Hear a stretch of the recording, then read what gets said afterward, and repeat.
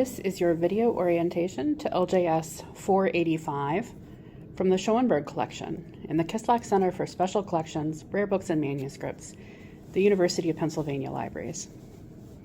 LJS 485 is a Yiddish translation of a medical treatise. It's got a really interesting, the history of the text is a little bit complicated. So while I page through, I'm going to say a little bit more about it. So the original text was written in Latin by Andreas Vesalius in the, let me get his dates so I have them right. So he lived from 1514 to 1564. So Vesalius himself lived sort of in the middle to the end, or I guess right in the middle of the 16th century. So Vesalius wrote this treatise on anatomy that was intended for medical students.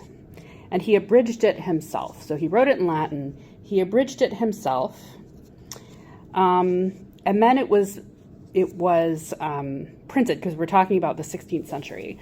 So there was a German translation that was published in Nuremberg in 1551, and it's believed that this Yiddish version is based on that German published version, and then written into a manuscript later on. So this manuscript is dated to between 1590 and 1595, and that's based on the watermarks of the paper. So the paper that is used in this manuscript is found in other books, probably printed books, that have dates on them of when they were printed. And so that way we're able to date the manuscript, because it doesn't otherwise have a date written in it, although it has. We could also look at the paleography and see that. So the language is Yiddish, which is a Germanic language that was spoken by Jewish people in the German-speaking areas. And it is written, as you can see, in Hebrew characters. Let's see, Ashkenazi script.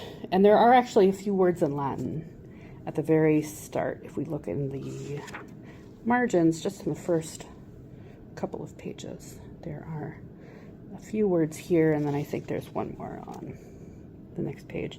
And those are all the Latin here, all the Latin words. Otherwise, it's written in Hebrew characters.